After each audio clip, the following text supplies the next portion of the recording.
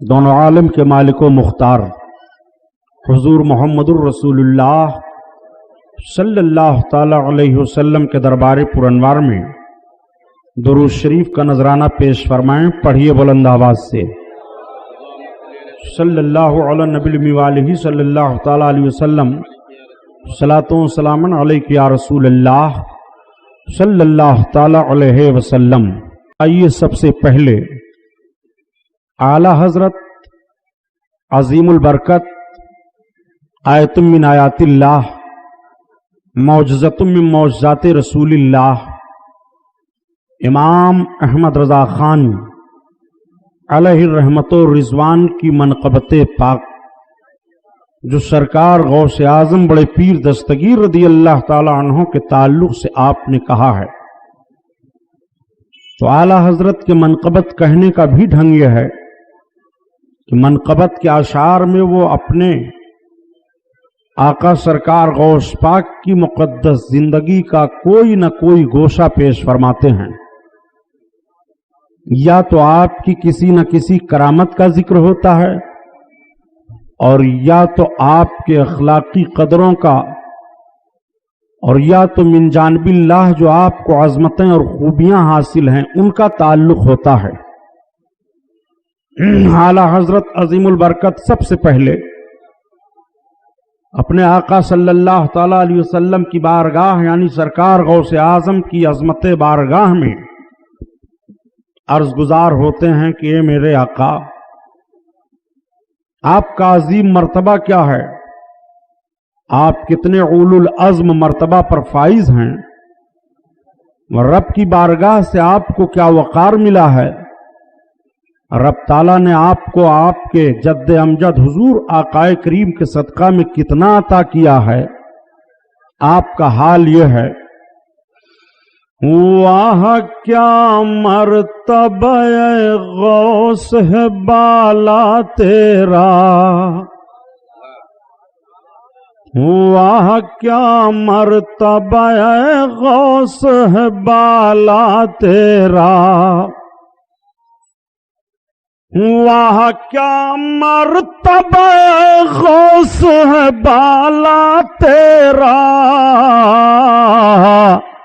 اونچے اونچوں کے سروں سے قدم اعلیٰ تیرا، قدم اعلیٰ تیرا.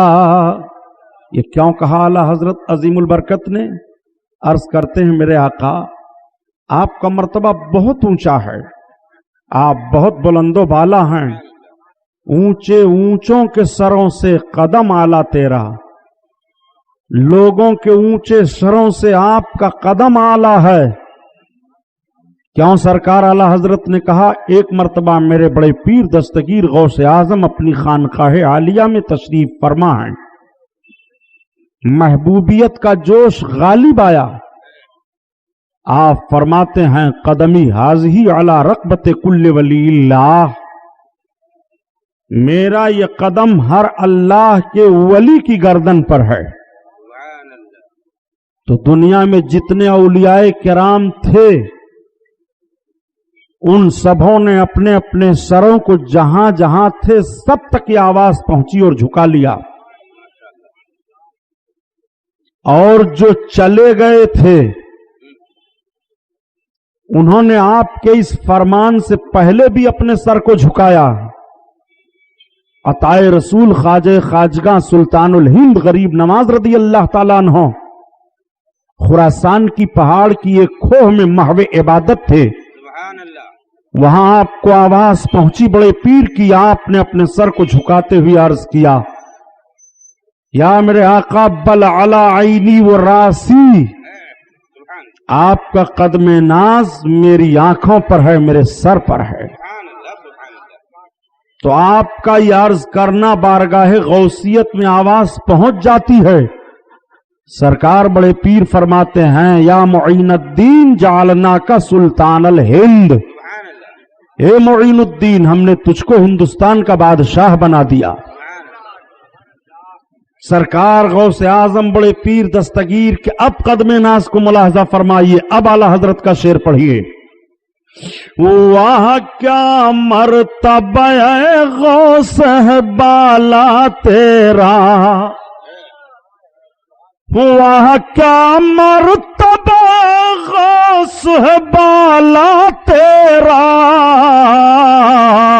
ऊंचे ऊंचों के सरों से कदम आला तेरा, और जिसकी गर्दन बनी मिंबरे औली, जिसकी मिंबर बनी गर्दने औलिया, या रसूल अल्लाह,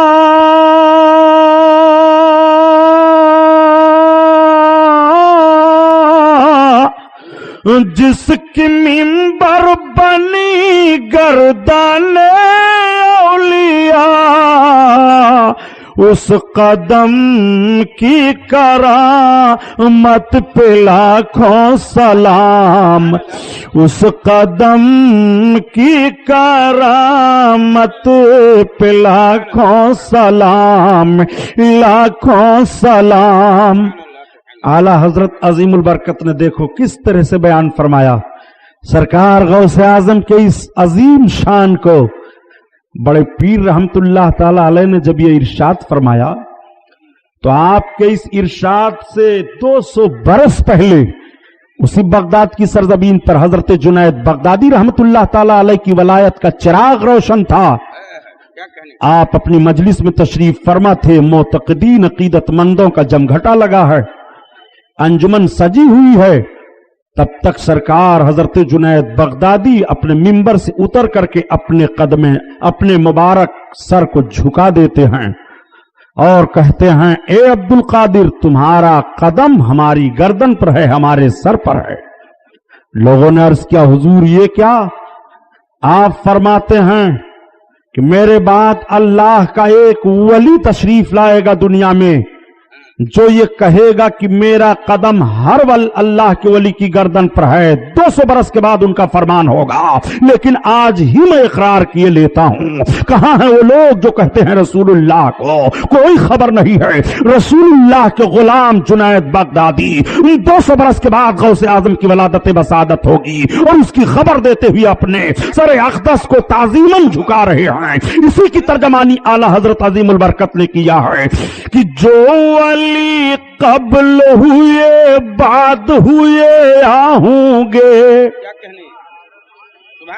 जो वली कब्ल हुए बाद हुए आहूंगे, सब अदब रखते हैं दिल में मेरे आका तेरा, मेरे आका तेरा।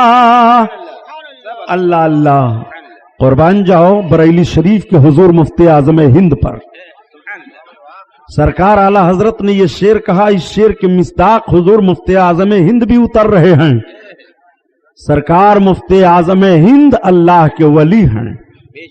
आला हजरत फरमाते हैं जो वली कब्ल हुए, यानी सरकार गौसे आजम से पहले जो वली हुए और जो बाद में होंगे, यानी आपके दरे करीम से वलायत का फैजान बटेगा और जो लोग वली होंगे सब अपने अपने दिलों में आपका एहतराम रखते हैं। बरेली शरीफ के ताजदार हुजूर मुफ्ती आजम हिंद रहमतुल्लाह ताला अलैह भी यही अर्ज करते हैं, मेरे सरकार गौसे आजम, ये सर, ये आंखें, ये दिल, ये जिगर है, जहां चाहो रखो कदम गौसे आजम, जहां चाहो रखो कदम गौसे आजम। सरकार मुफ्ती आजम हिंद का ये शेर उनकी वलायत पर दलालत कर रहा है। बड़े पीर के ताजीम में हजरत जुनैद बगदादी ने पैदाइश से पहले अपने सरे करीम को झुका दिया था और सरकार गौसे आजम के वलादत से कई 100 बरस के बाद हुजूर मुफ्ती आजम हिंद अर्ज करते हैं, ए मेरे सरकार, ये सर, ये आंखें, ये दिल, ये जिगर है, जहां चाहो रखो कदम गौसे आजम। ये शेर हुजूर मुफ्ती आजम हिंद की वलायत की निशानी पर दलालत कर रहा है। आओ देखो, आला हजरत अजीमुल बरकत अपने आका की बारगाह में अर्ज करते हैं, मेरे सरकार बड़े पीर, आपका करीमाना हाल तो ये है, आप ऐसे अजीम दर्जा पर फाइज हैं کیا دبے جس پہ حمایت کا ہو پنجا تیرا، کیا دبے جس پہ حمایت کا ہو پنجا تیرا، کیا دبے جس پہ حمایت کا ہو پنجا تیرا، اور شیر کو خطرے میں لاتا نہیں کتا تیرا، شیر کو خطرے میں لاتا نہیں کتا تیرا۔ یہ شعر کیوں کہا اعلیٰ حضرت نے؟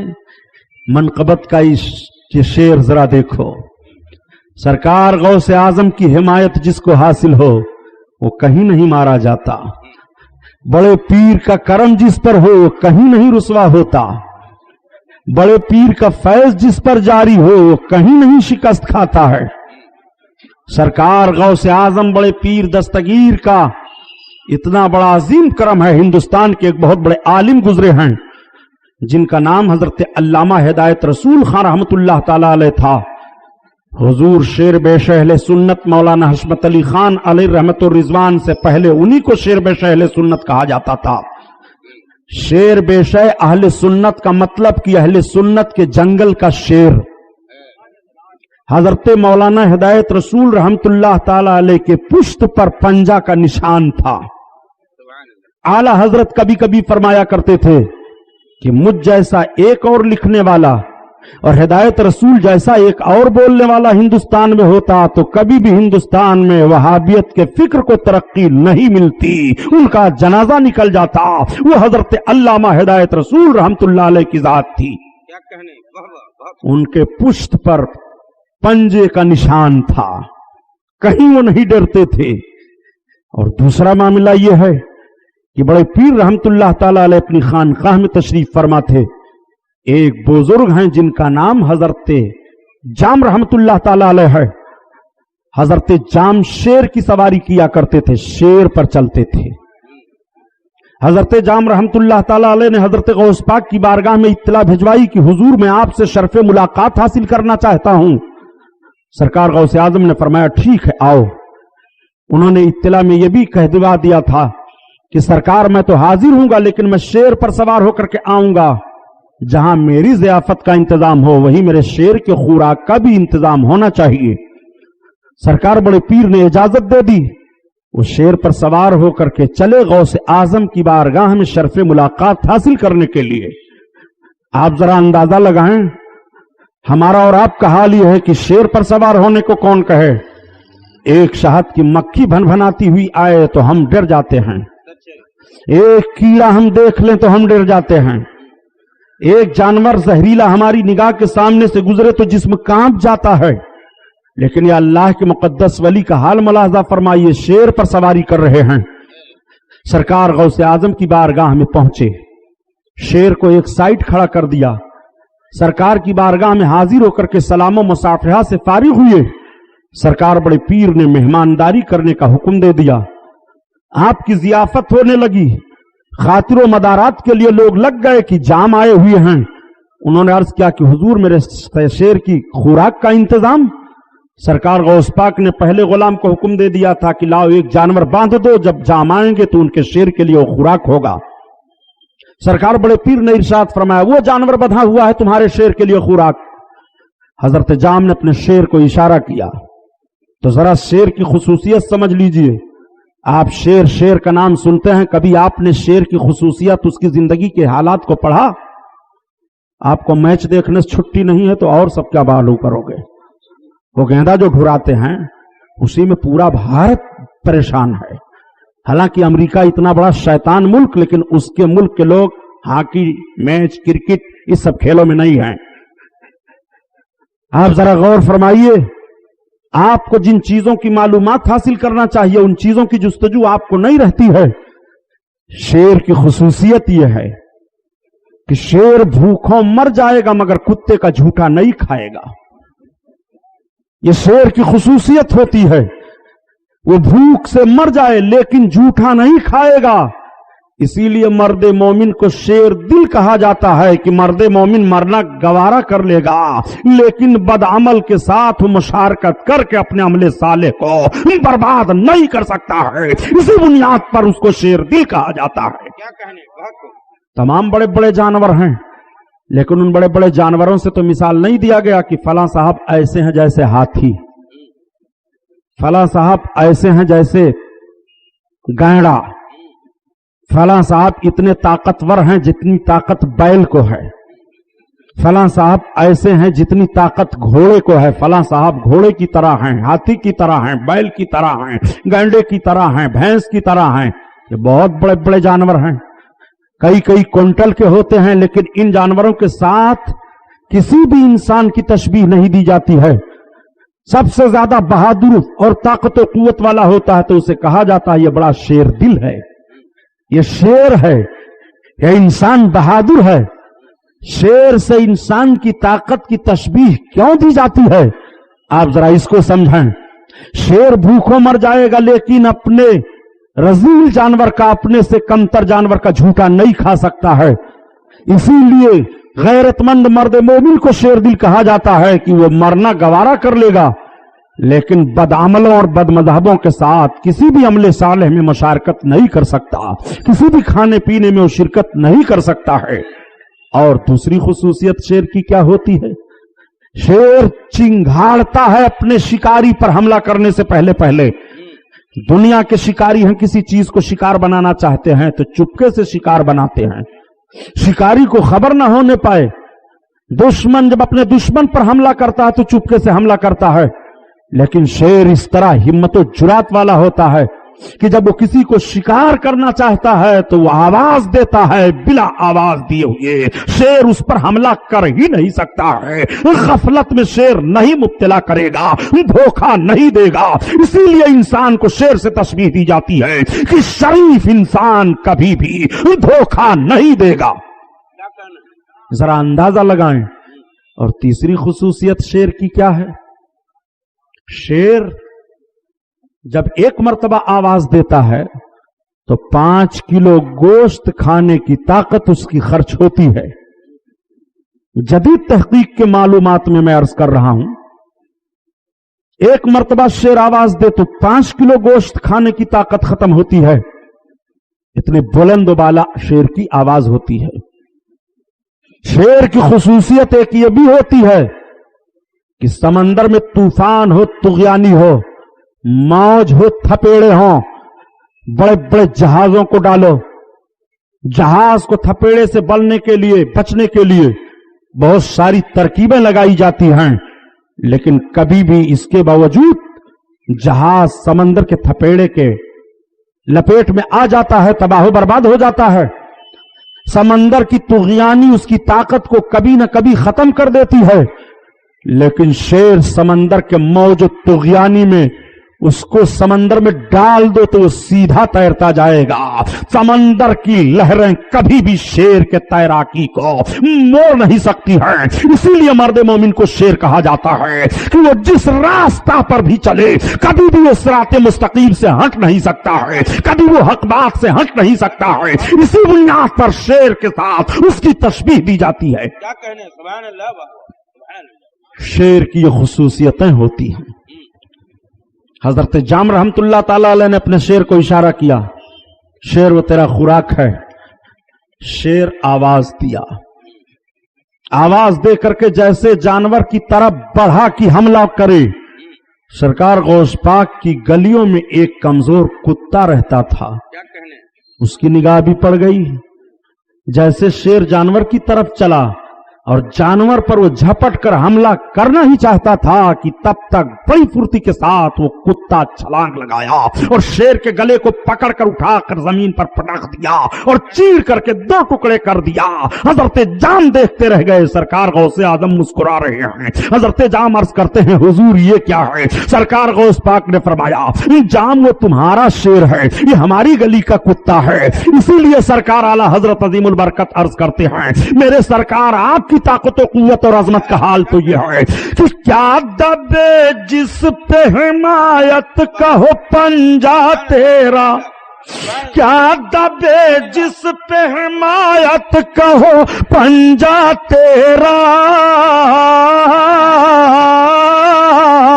اور شیر کو خطرے میں لاتا نہیں کتا تیرا، کتا تیرا۔ نعرہ تکبیر، نعرہ رسالت، نعرہ قادری، حضرت علامہ غلام محی الدین صاحب قبلہ سبحانی، مسلک اعلی حضرت، سبحان اللہ۔ آپ ذرا سمجھتے چلیں، آج سرکار غوث اعظم کی مقدس سیرت پاک کا وہ گوشہ عرض کروں گا کہ آپ کا ایمان مچل جائے، آپ کا دل محبت غوث اعظم سے کروٹ لینے لگے۔ جب آپ کے دل کی یہ کیفیت ہو تو آپ سمجھ لینا کہ سرکار غوث اعظم کا فیضان جاری ہے۔ وہ سرکار غوث اعظم پیر پیرا میرے میرا ہیں، اللہ اکبر۔ ذرا ملاحظہ تو فرمائیے، اعلی حضرت عظیم البرکت عقیدت کے پھول کس طرح سے نچھاور کر رہے ہیں۔ قیامت کا میدان قائم ہوگا، قیامت کے میدان میں سب سرکار کے چہرے اقدس کو دیکھیں گے اور سرکار کی بارگاہ میں عرض کریں گے، اے میرے آقا، رب کی بارگاہ میں ہماری سفارش کر دیجئے، سرکار ہماری سفارش کر دیجئے۔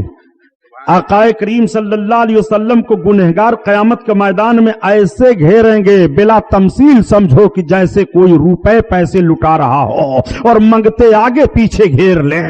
کبھی داتا کے دامن کو پکڑیں گے، کبھی اس کے ہاتھ کی طرف اپنے ہاتھ کو پھیلائیں گے۔ کوئی داہنی طرف سے آئے گا ہمیں مل جائے، کوئی بائیں طرف سے آئے ہمیں مل جائے۔ اس دیالو کا راستہ چلنا دشوار کر دیں گے قیامت کے میدان میں بلا تمثیل، سمجھو سید المرسلین کا کریمانہ حال یہی ہوگا۔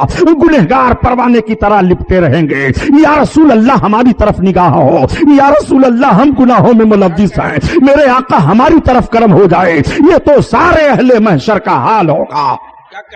سرکار اعلی حضرت فرماتے ہیں، لیکن رسول اللہ کی بارگاہ میں کس کو اپنا سفارشی پیش کرو گے؟ تو اعلی حضرت عرض کرتے ہیں، سرکار کی بارگاہ میں اپنا سفارشی ہم بڑے پیر کو پیش کریں گے۔ تو عرض کرتے ہیں، اے مدینہ کے تاجدار، تیری سرکار میں لاتا ہے رضا اس کو شفیع، تیری سرکار میں لاتا ہے رضا اس کو شفیع، جو میرا غوث ہے اور لاڈلا بیٹا تیرا، لاڈلا بیٹا تیرا۔ اللہ اللہ، سرکار غوث اعظم جس پر نگاہ فرما دیں اس کا بیڑا پار ہے۔ نگاہ غوثیت میں رب تعالیٰ نے وہ اثر عطا فرما دیا ہے، نگاہ ولی میں وہ تاثیر دیکھی، بدلتی ہزاروں کی تقدیر دیکھی۔ نہ پوچھ ان خرقہ پوشوں کی ارادت ہو تو دیکھ ان کو، ید بیضا لیے بیٹھے ہیں اپنی آستینوں میں۔ نگاہ مرد مومن سے بدل جاتی ہیں تقدیریں۔ یہ شعر اعلی حضرت کا نہیں ہے، یہ شعر کسی بریلی شریف کے پڑھے لکھے عالم کا نہیں ہے، یہ شعر کسی مبارک پور الجامعۃ الاشرفیہ کے عالم کا نہیں ہے۔ آپ ذرا ذہن پر زور دیں اور ان لوگوں سے پوچھیں جو کبھی کبھی کہا کرتے ہیں کہ ولیوں کے کرنے سے کچھ نہیں ہوتا جاتا ہے، ان کو کوئی طاقت و قوت نہیں ہے، وہ خود مجبور محض ہیں۔ میں ان ذہن و فکر رکھنے والے پڑھے لکھے طبقہ سے پوچھنا چاہتا ہوں، آپ ڈاکٹر اقبال کی بڑی تعریف کرتے ہیں، اتنی تعریف کرتے ہیں کہ مفکر اسلام مانتے ہیں، شاعر مشرق مانتے ہیں۔ ڈاکٹر اقبال کی فکر کو آج بھی اہل دانش تسلیم کر رہے ہیں۔ ڈاکٹر اقبال کے اشعار کو اور جو انہوں نے شعر و شاعری کی ہے آج بھی درسیات میں شامل کیا گیا ہے، نصاب میں شامل کیا گیا ہے۔ آج بھی ایم اے میں اردو جو کر رہا ہے، ڈاکٹر اقبال کی سوانح زندگی پر اس کو ریسرچ کرنے کے لیے کہا جاتا ہے۔ ڈاکٹر اقبال کے اشعار کی تشریح کرائی جاتی ہے۔ ڈاکٹر اقبال وہ ڈاکٹر اقبال ہیں جنہوں نے ہندوستان کی سرزمین پر اپنی فکر کو پیش کر کے مسلمانوں کو بیدار کیا تھا۔ انہی ڈاکٹر اقبال کا یہ شعر ہے کہ نگاہیں مرد مومن سے بدل جاتی ہیں تقدیریں. ڈاکٹر اقبال کا کہنا ہے کہ مرد مومن کی نگاہ سے تقدیر بدل جاتی ہے. جب مومن کی نگاہ سے تقدیر بدل جاتی ہے, تقدیر کا معاملہ بدل جاتا ہے. تقدیر میں کچھ اور ہے, مومن کی نظر اٹھے تو کچھ اور ہو جائے. تقدیر میں غریبی ہے, مومن کی نظر اٹھ گئی امیری آ گئی. تقدیر میں بیماری ہے, مومن کی نگاہ اٹھی صحت مل گئی. تقدیر میں نہ اولاد کا ہونا ہے, مومن کی نگاہ اٹھی اولادیں ہو گئی. تقدیر میں اوقار و مرتبہ نہیں ہے, مومن کی نگاہ اٹھی وقار مل گیا. تقدیر میں تمہارے لیے بھلائی نہیں ہے, مومن کی نگاہ اٹھی بھلائیاں مل رہی ہیں. نگاہیں مرد مومن سے بدل جاتی ہیں تقدیریں. جب مرد مومن کی نگاہ کا یہ عالم ہے تو جس کا کلمہ پڑھ کر کے مومن بنا جاتا ہے, اس رسول کا اختیار کیا ہوگا, اس رسول کی نگاہ کا عالم کیا ہوگا. جب اس پار کا یہ عالم ہے, اس پار کا عالم کیا ہوگا. جب ان کے گدا بھر دیتے ہیں شاہانے زمانہ کی جھولی, محتاج کا جب یہ عالم ہے, مختار کا عالم کیا ہوگا. نعرہ تکبیر, نعرہ رسالت, مذہب اسلام, علامہ غلام محی الدین صاحب قبلہ سبحانی. سبحان اللہ, سبحان اللہ. آپ نے سمجھا آپ ڈاکٹر اقبال کو. بہت خوب. ڈاکٹر اقبال کی ایک بات اور بتا دوں, یہ بیچارے کبھی کبھی چڑ جایا کرتے ہیں اور کہتے ہیں سبحانی صاحب کا بیان تو اچھا ہوتا ہے, لیکن کبھی کبھی وہ بھی چھلانگ لگا کر کے بہت کچھ بول جاتے ہیں. نہیں, میں بہت کچھ نہیں بول جاتا ہوں, آپ کے ذہن و فکر پر ماتم کرنے کی طبیعت چاہتی ہے. ڈاکٹر اقبال کو آپ سمجھتے ہیں؟ ڈاکٹر اقبال کے شعر و شاعری کی ایک کتاب ہے جس کا نام ہے کلیات اقبال. اس کو ذہن میں رکھیے گا, کلیات اقبال. کلیات اقبال کو اٹھائیے اور اس کے آخری صفحہ پر ایک شعر پڑھیے. کلیات اقبال کے آخری صفحہ کے اس شعر کو جب اقبال کے لڑکے نے, جاوید اقبال نے چھاپا تھا تو 10,000 مخالف پارٹی کی طرف سے اس وقت روپے دیے جا رہے تھے کہ اپنے باپ کی کلیات سے ان اشعار کو نکال دو. وہ کون سے اشعار ہیں؟ حیرت ہوتی ہے مجھے. اقبال نے چھوڑا نہیں ہے ان کو, ان کا نام لے کر کے ڈاکٹر اقبال نے ان کا رد کیا ہے. ایک مرتبہ دہلی کے جامع مسجد میں ڈاکٹر اقبال ہیں, وطن کی بات چل رہی تھی, بہت سارے پڑھے لکھے لوگ موجود ہیں, عالم کہلانے والے بھی موجود ہیں. اس میں ایک عالم کہلانے والے دے رہے تھے بھاشڑ کہ پہلے وطن ہے, مذہب بعد میں ہے. پہلے وطن کی حفاظت ہے, مذہب پر جاں فروشی کا معاملہ بعد میں آئے گا. جب وطن نہیں رہے گا تو مذہب کہاں سے رہے گا. یہ ذہن و فکر وہ دے رہے تھے. ڈاکٹر اقبال تب تک کھڑے ہو گئے. ڈاکٹر اقبال نے کہا مولانا ٹھہر جاؤ, سرود برسر ممبر کی دین از ہم و تناست. ممبر پر الاپ رہے ہو کہ پہلے وطن ہے تب دین ہے, وطن سے دین ہے, دین سے وطن ہے. سرود برسر ممبر کی دین از ہم و تناست, چے خبر است ز مقام محمد عربیست. تم کو نبی کونین صلی اللہ علیہ وسلم کے مرتبے کی کیا خبر ہے؟ بمصطفیٰ برسا خیشراں کی دی ہما اوست, اگر بو نہ رسیدی تمام بو لہبیست. آقا کریم صلی اللہ تعالی علیہ وسلم ہی تک پہنچنا سب کچھ ہے, نجات ہے اگر نبی تک نہ پہنچے اور سرکار کی محبت کا مدینہ اپنے دل کو نہ بنایا تو ابو لہب کی طرح ہے وہ. لیکن یہی نہیں کہا تھا ڈاکٹر اقبال نے, یہ کہا عجم ہنوز نادانند رموز دی ورنا, عجم ہنوز نادانند رموز دی ورنا. تعجب ہے یہ گونگا بہرا دین کے رازوں کو نہیں جانتا ہے. دیوبند حسین احمد ایچے بلاجبیست, دیوبند کے حسین احمد سے یہ تعجب خیز باتیں نکل رہی ہیں. میں دیوبندی مکتبہ فکر سے سوال کرنا چاہتا ہوں کہ حسین احمد کا رد دہلی کے جامع مسجد میں سرود برسر ممبر کہہ کر کے ڈاکٹر اقبال نے رد کیا تھا, جب اس نے کہا تھا کہ وطن سے دین ہے, دین سے وطن نہیں ہے. ڈاکٹر اقبال کی تردید کیوں نہیں جاتی ہے؟ ڈاکٹر اقبال کو تم مفکر اسلام کہہ رہے ہو, بہادران قوم کہہ رہے ہو, جانثار ملت کہہ رہے ہو, ملک کے وفادار کہہ رہے ہو. اعلی حضرت عظیم البرکت نے یہی کہہ دیا تو اعلی حضرت پر تلواریں نکال رہے ہو, اعلی حضرت کے خلاف بول رہے ہو. پڑھو کلیات اقبال کو, تمہاری دھجی ڈاکٹر اقبال نے اڑائی ہے کہ نہیں؟ کیا کہنے، واہ واہ واہ واہ، یہی ڈاکٹر اقبال نے تمہارے عقیدے کا بھی جنازہ نکال دیا ہے. کیا کہنے، مرد مومن سے بدل جاتی ہیں تقدیریں. اچھے بات چل رہی تھی تقدیر کی پیارے، ضمناً بات آ گئی تو میں نے عرض کر دیا کہ دیکھو اپنے بزرگوں کا عقیدہ کیا تھا اولیاء کرام کے بارے میں، کیا کہنے، اور آج تمہارے عقیدے کو اولیاء کرام سے کس طرح سے ختم کیا جا رہا ہے. تو میں سرکار غوث اعظم پیر پیرا میر میرا کے تعلق سے عرض گزار ہونا چاہتا ہوں. ہجری 5ویں صدی لگنے والی ہے، سلطنت اسلامیہ کا دورہ ہے، خلفائے عباسیہ کے خلفاء کی حکومتیں چل رہی ہیں.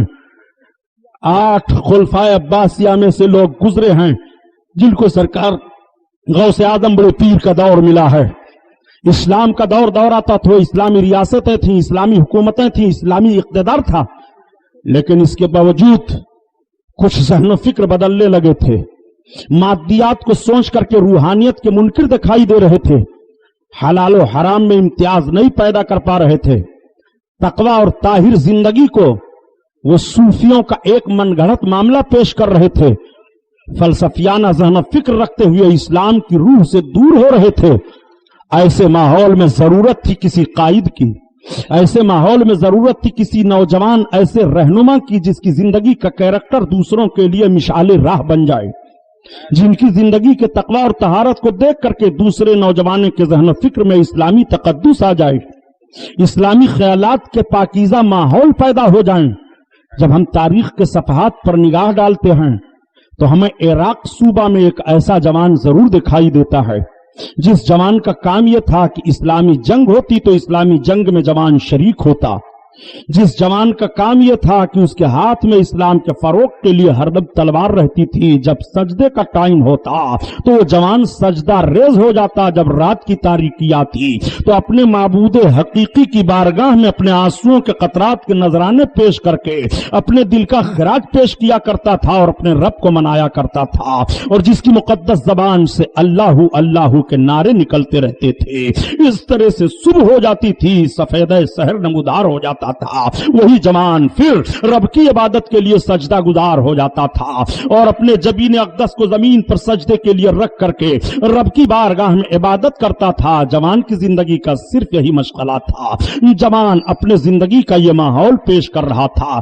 جوان کبھی کبھی کثرت سیام کا بھی پابندی کر لیتا تھا، روزہ کثرت سے رکھتا تھا. وہی جوان روزہ رکھے ہوئے ہے، روزہ رکھ کر کے دریا کے کنارے جوان کے قدم اٹھتے چلے جا رہے ہیں. افطاری کا وقت آ جاتا ہے، سورج حجرے عروسی کی طرف جانے والا ہے، سورج غروب ہونے والا ہے. جوان کی نگاہ سورج کی طرف پہنچتی ہے، ابھی چند منٹ اور ہیں افطاری کرنے میں، جب میں اپنے روزہ کو پورا کر لوں گا کہ سورج ڈوب جاتا ہے. جوان دریا کے کنارے بیٹھ گیا، اپنے ہاتھ میں چلو میں پانی لیا اور پانی لے کر کے دعائے افطار پڑھتے ہوئے اس پانی سے روزہ افطار کر لیا. تب تک جوان کی نگاہ کے سامنے ایک پھل بہتا ہوا آ رہا تھا. جوان نے سمجھا دریا کی سطح پر یہ پھل آیا ہوا ہے، میں دن بھر روزہ سے تھا، یہ نعمت الہی ہے. اٹھا کر کے جوان نے اس پھل کو استعمال کر لیا.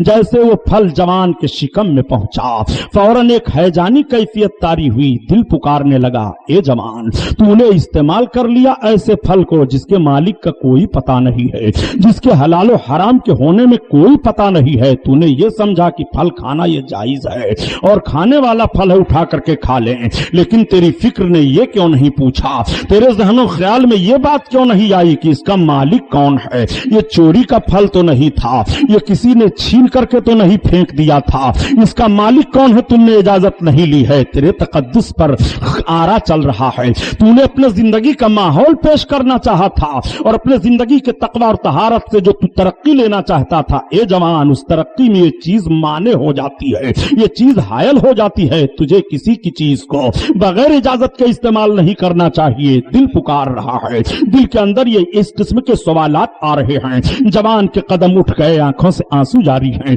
جوان اپنے قدم کو اٹھاتا چلا جا رہا ہے، ہائے اس پھل کا مالک مل جائے تو میں اس سے اجازت لے لوں اور معافی مانگ لوں. جوان کے قدم اٹھتے چلے گئے. کافی دور چلنے کے بعد جوان کی نگاہ دیکھ رہی ہے کہ سیبوں کے درختوں کا ایک باغ دریا کے کنارے دکھائی دے رہا ہے. جوان نے اندازہ کر لیا، بس کرو، اسی باغ سے وہ پھل پانی पानी की सतह पर तैरता जा रहा था। जवान बाग के अंदर घुसा, निगाह दौड़ा करके देखता है इसका मालिक कौन है। जवान की निगाह देख रही है कि बाग में चंद लोग काम कर रहे हैं, कुछ दरख्तों के फलों को तोड़ रहे हैं, कुछ दरख्तों को साफ कर रहे हैं, कुछ दरख्तों में पानी दे रहे हैं।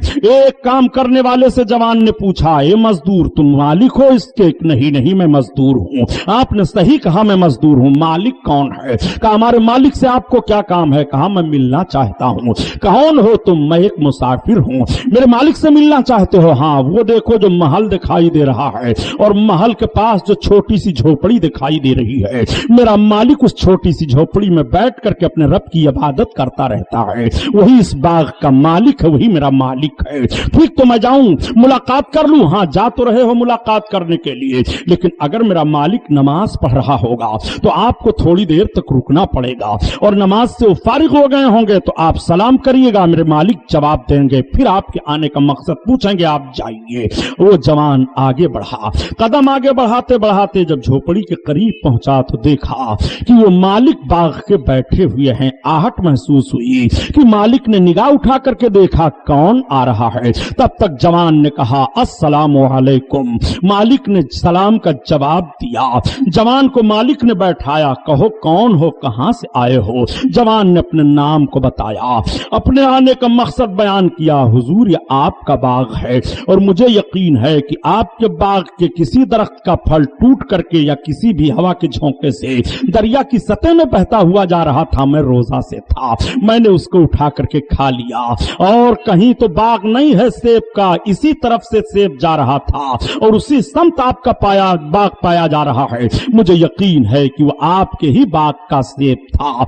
मालिक ने कहा, तो कहा मुझे माफ कर दीजिए। कहा आपने बहुत बड़ा जुर्म किया है, आपने बगैर मेरी इजाजत के मेरे दरख्त के फल को खा लिया है, मैं माफ नहीं करूंगा। आंखें भीग जाती हैं जवान की। मेरे मालिक आप माफ कर दो, आप माफ कर दो, आप जो शर्त लगाओ मुझे माफी का परवाना दे दो, मैं मानने के लिए तैयार हूं। देखो निगाह मालिक की देख रही है कि आने वाला जवान यूं ही नहीं आया है, आने वाला जवान कल्ब की सफाई लेकर के आया है, आने वाला जवान दिल का पाकीज़ा माहौल लेकर आया है, आने वाला जवान इस्लामी किरदारों कानून का पैकर बन करके आया है। आने वाले जवान ने ये माफी का लफ्ज जो रखा है कि एक फल खा लेने पर मुझको माफ कर दिया जाए, ये अपनी जिंदगी का कोई और उरूज तलाश रहा है, अपनी जिंदगी का कोई और मकसद तलाश रहा है। आने वाला जवान यूं ही नहीं है, मालिक ने छेड़ दिया, नहीं जवान तुम्हें माफी का परवाना नहीं दिया जाएगा। जवान बैठ जाता है, जब तक आप माफ नहीं करेंगे ये दर नहीं छोड़ूंगा। कहा तो माफी लेना चाहते हो, एक शर्त मंजूर कर लो। कहा बताइए वो शर्त आपकी मुझे मंजूर है मगर आप माफ कर दें। कहा शर्त यह है कि हमारे बाग की देखभाल तुम्हें 12 बरस तक या 6 बरस तक या 6 महीना तक, कई रवायतें हैं, इतनी मुद्दत तक तुम्हें हमारे बाग की देखभाल करनी पड़ेगी। मालिक की बात को सुनकर के जवान ने थोड़ी देर तक सोचा और सोचने के बाद कहा आप मेरी खता माफ करने का वादा करें, मैं बाग में आपकी खिदमत करने के लिए तैयार हूं। फिर कहा जाओ मजदूरों के साथ लग जाओ। जवान उठ जाता है, मजदूरों के साथ काम में लग जाता है, लेकिन इस मजदूर का हाल अजीब है। जब नमाज का वक्त आता है तो मालिक के सामने, मालिक के साथ कभी कभी ये जवान नमाज जमात से पढ़ता है, नमाज एक वक्त की नहीं छूटती है। मालिक ने देख लिया सुबह को और शाम को और पहचान लिया कि ये नौजवान बहुत अच्छा नौजवान है, ये दिल का साफ शफाफ आईना लेकर के आया है। मालिक ने रोज कहा जवान कहाँ? हाँ। कहा किसी दरख्त का फल ले आओ। जवान ने एक दरख्त का फल तोड़ करके दिया, जैसे मालिक ने लिया तुर्श था, जमीन पर रख दिया। दूसरे दरख्त का फल पेश किया, वो भी खट्टा था, जमीन पर रख दिया। तीसरे दरख्त का फल पेश किया, जमीन पर रख दिया।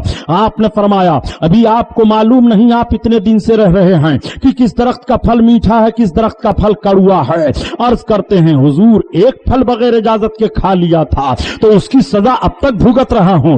आपके बाग की खिदमत के लिए मैंने वादा किया है, आपने इजाजत नहीं दी थी, उसी तारीख से मैंने आपके दरख्त का कोई फल नहीं खाया है। मालिक की आंखें आंसुओं से छलक जाती हैं। जवान तुम्हारे लिए इजाजत है, जिस भी दरख्त का फल चाहो खाते रहो। जवान फिर अपने काम में लग गए। मुद्दत पूरी हो जाती है मगर जवान की हिम्मत नहीं हो रही है कि अपने मुद्दत पूरी होने पर अपने माफी का परवाना लेने मालिक के पास जाऊं। वो देख रहे हैं मालिक भी بڑا باوقار ہے، ہر دم قرآن کی تلاوت ہوتی رہتی ہے، ہر دم وظائف میں لگے رہتے ہیں، رب کی عبادت کرتے رہتے ہیں، اتنا مقدس خوبصورت اور ایسا عابد و زاہد شیخ تو ہمیں دکھائی نہیں دیا۔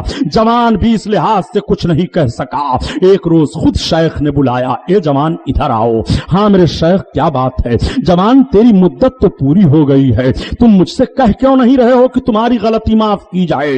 جوان نے عرض کیا، حضور آپ کے تقدس اور آپ کے عابدانہ زاہدہ زندگی کو دیکھ کر کے میں ہمت نہیں کر پا رہا تھا، میں سوچ رہا تھا کہ شیخ کسی دن خود کرم فرمائیں گے اور مجھے فرصت مل جائے گی، میری خطا معاف کر دی جائے گی۔ کہا بیٹا تمہیں فرصت تو ضرور مل جاتی اور تمہاری خطا تو ضرور میں معاف کر دیتا، لیکن ایک شرط تمہیں اور پوری کرنی پڑے گی، تب وہ تمہاری خطا معاف ہوگی، بقیہ تمہاری خطا کی معافی کا کوئی سوال نہیں اٹھتا۔ جوان تعجب میں پڑ جاتا ہے، اتنے دن تک میں آپ کے باغ کی رکھوالی کرتا رہا، آپ اب دوسری شرط رکھ رہے ہیں؟ کہا ہاں بیٹا دوسری شرط ہے، مگر اس میں مدت نہیں لگے گی، تم اقرار کرو کہ وہ شرط ماننے کے لیے تیار ہوں، وہ شرط میں تمہارے سامنے پیش کر دیتا ہوں۔ کہا حضور آپ میری خطا معاف کریں، وہ شرط بھی میں مانتا ہوں، بتائیے کون سی شرط ہے؟ آپ نے فرمایا بیٹا میرے پاس ایک بچی ہے، وہ دونوں آنکھوں کی اندھی ہے، وہ زبان کی گونگی ہے، وہ دونوں کانوں کی بہری ہے، وہ ہاتھ کی لولی ہے،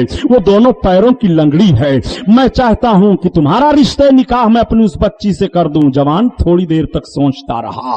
آپ ذرا اپنے کلیجے پر ہاتھ رکھ کر کے سوچیں، آج کا جوان اگر ایسی شادی کرنے کے لیے کوئی کہہ دے کہ تمہاری دلہن ایسی لائی جا رہی ہے جو دونوں کانوں کی بہری ہے، آنکھ کی اندھی ہے، وہ انکار کر دے گا، نہیں مجھے ایسی دلہن کی ضرورت کیا ہے جس کی کفالت مجھے اس انداز سے کرنی پڑے، جس کی دیکھ بھال مجھے اس انداز سے کرنی پڑے، نہیں۔ لیکن جوان کے تقدس کو ذرا دیکھیے، بغیر اجازت کے ایک پھل کھایا ہے جوان، اس پھل کی معافی کے لیے جوان اس شرط کو بھی منظور کر لیا، حضور مجھے یہ شرط بھی منظور ہے، میری خطا معاف کی جائے۔ آپ نے فرمایا بیٹا ٹھیک ہے، مجلس بلائی جاتی ہے اور مجلس میں شیخ نے اپنی بیٹی کا رشتہ نکاح جوان کے ساتھ منسلک فرما دیا۔ اب شیخ نے ارشاد فرمایا بیٹا اب آج سے اس باغ کے مالک تم ہو، یہ محل تمہارے لیے ہے اور اس محل میں میری بیٹی کے علاوہ کوئی دوسری عورت نہیں ہے۔ شیخ نے ساری باتیں بتا دی، جاؤ تم اس محل میں، اب یہ مکان سب تمہارے لیے ہے، میں تو اللہ کی عبادت میں لگا ہوں۔ جوان آگے بڑھے اور محل پر گئے، دروازہ کھٹکھٹایا، دروازہ کھلا، آپ کی نگاہ پڑی، جوان دیکھ رہا ہے کہ ایک حسین و خوبصورت جمیلہ اور شکیلہ خاتون نے بڑھ کر کے دروازہ کھولا ہے، مجھے سلام کیا ہے۔ جوان کی نگاہیں جھک گئی، جوان سوچنے لگا کہ مجھے تو یہ بتایا گیا تھا کہ تمہاری بیوی دونوں آنکھوں کی اندھی ہے مگر یہ تو دیکھ رہی ہے، تمہاری بیوی دونوں کانوں کی بہری ہے مگر یہ تو سلام کا جواب دے رہی ہیں، تمہاری بیوی دونوں ہاتھوں کی لولی ہے، دروازہ کیسے کھولا؟ تمہاری بیوی دونوں پیروں کی لنگڑی ہے، یہ چل کر کے حجرے سے کیسے آئی ہیں؟ پھر ذہن و فکر سوال کا جواب دیتا ہے کہ نہیں جوان تو نے سمجھا نہیں، شیخ نے یہ بھی تو فرمایا تھا کہ اس محل میں تیرے بیوی کے علاوہ کوئی اور نہیں ہے، شیخ جھوٹے نہیں ہیں، اس لیے اس میں راز کوئی ضرور ہے۔ جوان کے قدم پیچھے ہٹائے، جوان پھر شیخ کی بارگاہ میں حاضر ہوتے ہیں، شیخ سے عرض گزار ہوتے ہیں حضور آپ نے جن عیبوں کو اپنی بچی کے اندر بتایا تھا ان عیبوں سے متصف لڑکی تو ہمیں محل میں نہ ملی ہے۔ شیخ مسکرا پڑے، فرمایا اے جوان تو اتنا پاک اور اتنا صاف دل لے کر کے آیا ہے مگر تو اس راز کو نہیں سمجھ پایا، سن جو میں نے یہ کہا تھا کہ میری بیٹی دونوں آنکھوں کی اندھی ہے، آج تک اس نے غیر محرم کو نہیں دیکھا ہے، شریعت کے خلاف کسی چیز کو نہیں دیکھا ہے، جو میں نے یہ کہا دونوں کانوں کی بہری ہے، آج تک اس نے شریعت کے خلاف کوئی آواز نہیں سنی ہے، جو میں نے یہ کہا دونوں ہاتھوں کی لولی ہے، آج تک اس نے غلط چیز کو چھوا نہیں ہے، میں نے جو کہا زبان کی گونگی ہے، آج تک وہ اپنے زبان سے خلا شراف بولی نہیں ہے، میں نے یہ جو کہا دونوں پیروں کی لنگڑی ہے، آج تک وہ شریعت کے خلاف چلی نہیں ہے، اتنی پاک اور اتنی طیبہ طاہرہ میری بیٹی ہے، اس بیٹی کا نام فاطمہ ام الخیر ہے، اس جوان کا نام حضرت صالح ہے، اس شیخ کا نام حضرت عبداللہ سومئی ہے، ان تینوں کے آنگن میں جو پھول کھلتا ہے انہی کا نام پیر پیرا ہے، انہی کا نام میر میرا ہے، انہی کا نام غوث اعظم ہے، انہی کا نام شاہ جیلانی ہے، انہی کا نام محی الدین عبد القادر ہے، وہی بڑے پیر دستگیر ہیں جو ایسی مقدس ہستیوں کی گود میں اس دنیا میں تشریف لاتے ہیں۔ نعرہ تکبیر، نعرہ رسالت، مذہب اسلام، نعرہ قادری، حضرت علامہ غلام محی الدین صاحب قبلہ سبحانی سبحان اللہ. آپ ذرا غور فرمائیں، کتنی مقدس ماں ہیں، کتنی طیبہ طاہرہ ماں ہیں، کیسے عابد و زاہد باپ ہیں، کیسے نیک اور پرہیزگار نانا ہیں. ایسے تینوں کے آنگن میں جو پھول کھلا انہی کا نام غوث اعظم ہے. ذرا ان مقدس ہستیوں کی زندگیوں کا تقدس ملاحظہ فرمائیے. سرکار غوث اعظم کی ولادت بسعادت ہوتی ہے ہجری 471 میں یا ہجری 470 میں یا ہجری 469 میں. ان تینوں سنوں میں، ہجریوں میں کوئی ایک میں سرکار غوث اعظم بڑے پیر دستگیر کی ولادت بسعادت ہوتی ہے. عراق کی سرزمین پر صوبہ میں ایک قصبہ تھا جس کا نام گیلان ہے. گیلان کے قریب ایک گاؤں تھا جو اشراف کا گاؤں کہلاتا تھا، اس گاؤں کا نام نیف ہے. وہیں پر سرکار غوث اعظم کی ولادت بسعادت ہوئی. بڑے پیر دستگیر جب پیدا ہوئے تو بڑے پیر بھی سویرے سویرے پیدا ہوتے ہیں. آپ کے نانا جان کی بھی ولادت بسعادت صبح صبح ہوئی، بڑے پیر بھی سویرے سویرے پیدا ہوئے. آپ کے نانا پیدا ہوئے تو خوشبو پھیل گئی، بڑے پیر کی ولادت ہوتی ہے تو قصبہ نیف مہک جاتا ہے. سرکار غوث اعظم کی ولادت بسعادت ہوئی تو عورتیں اکٹھا ہو گئیں. دیکھنے کے بعد کہتی ہیں آج تک اس گاؤں میں ہم لوگوں نے کسی عورت سے اتنا خوبصورت بچہ پیدا ہوتا ہوا نہیں دیکھا. یہ تو بڑے حسین و جمیل ہیں، یہ تو بڑے خوبصورت ہیں، یہ تو مسکراتے ہوئے پیدا ہوئے ہیں. آج بھی بچے جب پیدا ہوتے ہیں تو پیدا ہونے کے بعد فوراً رونے لگتے ہیں. بڑے پیر کی ولادت بسعادت ہوئی تو آپ مسکراتے ہوئے آئے ہیں، آپ روئے نہیں. بچہ اس لیے روتا ہے پیدا ہونے کے بعد کہ شیطان اس بچہ کو چونکا لگاتا ہے. اس کی تکلیف سے، شیطان کے چونکے کے بچہ چیخ پڑتا ہے، لیکن غوث اعظم شیطان کے اس چونکے سے محفوظ کر دیے جاتے ہیں. شیطان کا حربہ نہیں چل پایا، عام مسکراتے ہوئے دنیا میں آ رہے ہیں. سرکار غوث اعظم کی ولادت بسعادت 29 شعبان کو ہوتی ہے. چاند طلوع ہونے والا ہے. جب چاند سویرے سے یہ اعلان ہو جاتا ہے کہ چاند طلوع ہو گیا، صبح صبح رمضان شریف کی تاریخ ہے، تو آپ کی والد محترمہ اپنا پستان پیش کرتی ہیں. پینے کے لیے دودھ آپ نہیں پیتے ہیں. آپ جب لوگ شام کے وقت افطاری کرتے تب آپ کی ماں اپنا پستان پیش کرتی تو دودھ پینے لگتے تھے. یہ رمضان شریف کے مہینے کا احترام ماں کی گود میں ہے. حالانکہ ابھی آپ مکلف نہیں ہوئے کہ آپ پر روزہ فرض ہو، مگر احترام رمضان ذرا ملاحظہ فرمائیے. اسی کو اعلی حضرت عظیم البرکت کے بھائی استاد زمن علامہ حسن رحمت اللہ تعالی علیہ اس انداز سے بیان فرماتے ہیں کہ رہے پابند احکام شریعت ابتدائی سے، رہے پابند احکام شریعت ابتدائی سے، اور نہ چھوڑا شیر خواری میں بھی روزہ غوث اعظم نے، نہ چھوڑا شیر خواری میں بھی روزہ غوث اعظم نے. اللہ اللہ. سرکار غوث اعظم کی ولادت بسعادت ہوئی ہے. عورتیں جمع ہو رہی ہیں اور بشارت دے رہی ہیں، اے فاطمہ ام الخیر، آج تک اتنا حسین و جمیل بچہ ہم لوگوں نے اپنی نگاہ سے نہیں دیکھا. ہمارے قصبے میں ایسے بچے کی ولادت نہیں ہوئی ہے. مبارک ہو تمہیں اے فاطمہ.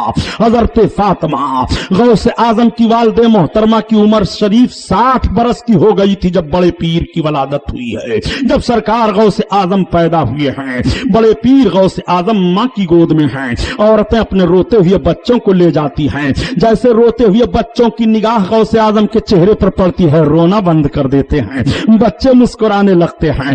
گاؤں میں روایت بن گئی تھی، جب کوئی بچہ چیخنے چلانے لگتا تو کہہ دیتے لے جاؤ عبد القادر کو دکھا لاؤ. جیسے سرکار غوث اعظم کے چہرے پر نظر پڑتی روتا ہوا ہنسنے لگتا تھا.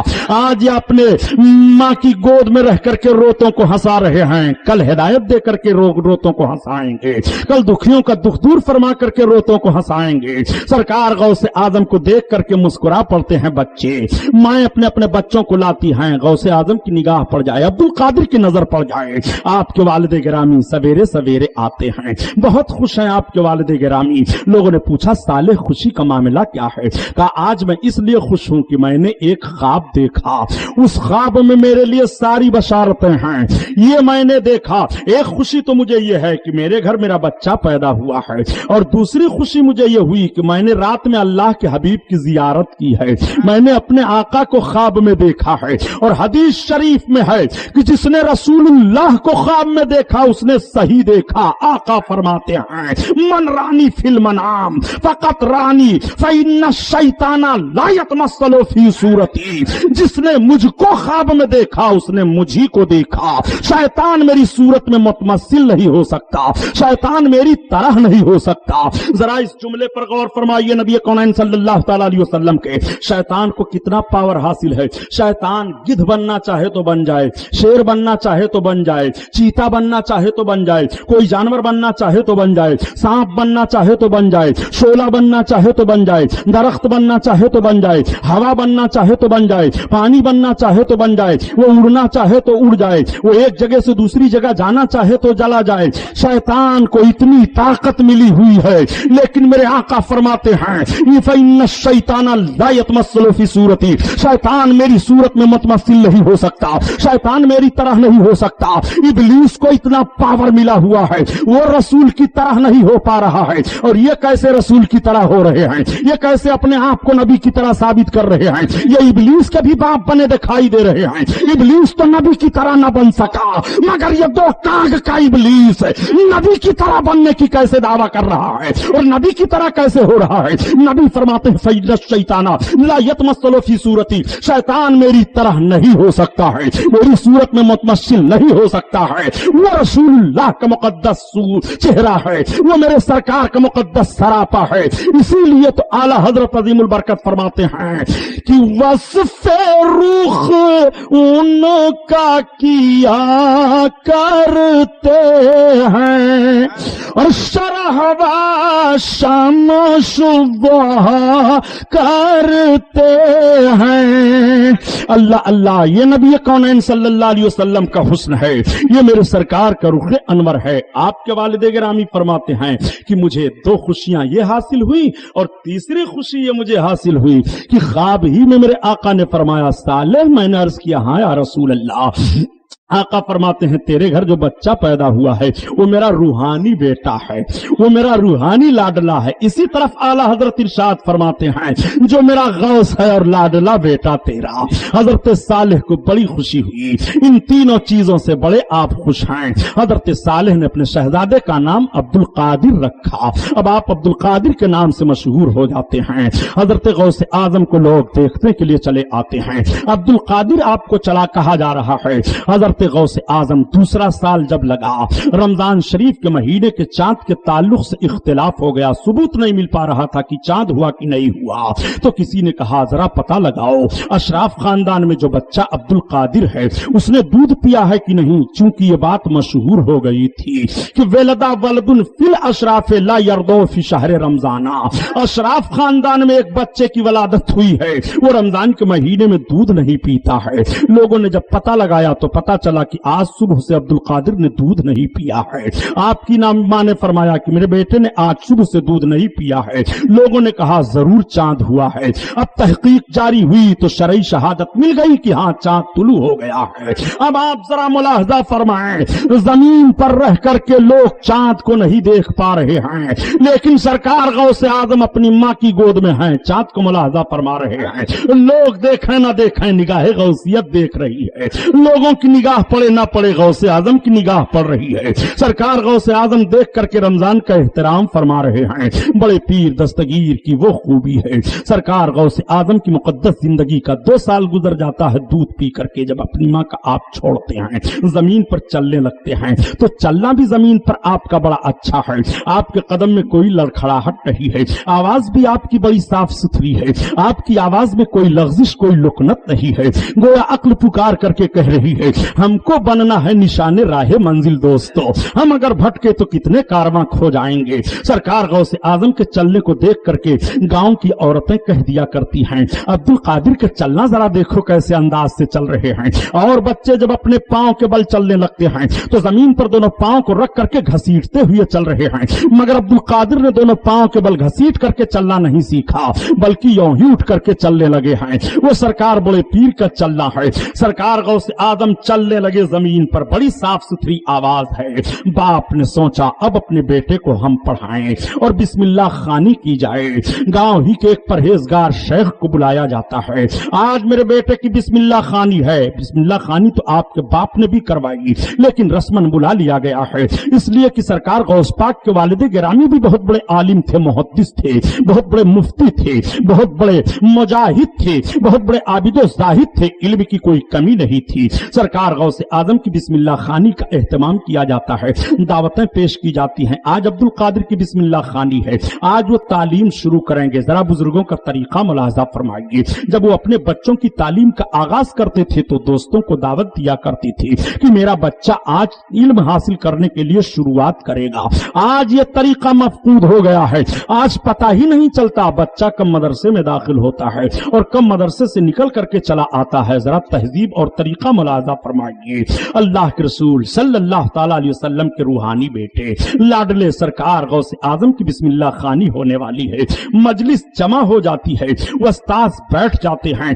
दो जानो सरकार बड़े पीर बैठ गए। इस बैठने को देख करके उस्ताद हैरत में रह गए कि और बच्चे जब बिस्मिल्लाह पढ़ने के लिए आते हैं तो उनको बैठने का तरीका पहले बताया जाता है, मगर अब्दुल कादिर आए हैं तो जिस तरीके से बैठना चाहिए ऐसे ही बिला बताए बैठ गए हैं। आप दो जानो हाथ बांध करके बैठे हुए हैं, जैसे नमाज में बैठा जाता है। सामने उस्ताद बैठे हैं, वालिद गिरामी बैठे हैं और दूसरे लोग बैठे हैं। उस्ताद ने जैसे कहा बेटा पढ़ो औज़ बिल्लाहि मिनश शैतानिर रजीम बिस्मिल्लाहिर रहमानिर रहीम। बड़ी साफ सुथरी जबान है। बड़े पीर दस्तगीर ने पढ़ दिया तऊज़ व तस्मिया और उसके बाद जब उस्ताद ने कहा पढ़ो बेटा कुरान की ये आयत, तब तक मेरे बड़े पीर पढ़ना शुरू करते हैं तो पढ़ते रहते हैं। उस्ताद तो पढ़ने से रुक गए मगर बड़े पीर पढ़ते चले जा रहे हैं, पढ़ते चले जा रहे हैं। एक पारा पढ़ दिया, दूसरा पारा पढ़ दिया, तीसरा पारा पढ़ दिया, चौथा पारा पढ़ दिया, पढ़ते चले जा रहे हैं। मजलिस पर सन्नाटा छा गया। 17 पारे कुरान के हिफ्ज बड़े पीर सुनाते चले गए, ठहर गए।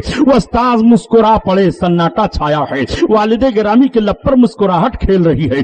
मजलिस में एक सन्नाटा छाया हुआ है। ये अब्दुल कादिर ने कमाल कर दिया। अब्दुल कादिर ने 17 पारे कुरान के हिफ्ज सुना दिए। उस्ताद ने कहा बेटा और आगे पढ़ो। कहा बस मैंने इतना याद किया था, इसलिए कि जब मैं अपने माँ के शिकम में था तो मुद्दते हमल में मेरी माँ 17 पारे की हाफिजा थी, वो तिलावत करती रहती थी। सुन सुन करके मैंने याद कर लिया है। वो सरकार गौसे आजम की जाते गिरामी है। माँ के शिकम में है कुरान सीख रहे हैं, माँ के शिकम में है कुरान याद कर रहे हैं। अच्छा चलो सरकार गौसे आजम मादरजाद वली हैं, ये तो बात तस्लीम कर लो, आप कह सकते हो ये चूंकि मादरजाद वली हैं इसलिए उन्हें कुरान याद आ गया। वो मादरजाद वली हैं इसलिए उन्होंने कुरान सीख लिया। प्यारे कुरान का असर बच्चे पर मुरत्तब होता है। सरकार गौसे आजम की माँ कुरान तिलावत कर रही हैं तो गौसे आजम सुन सुन करके याद कर ले रहे हैं, यह असर हो रहा है। आज की माँ कुरान तिलावत करे, पेट में अगर उनके शिकम में बच्चा है तो बच्चा कुरान की आयत नहीं सीख पाएगा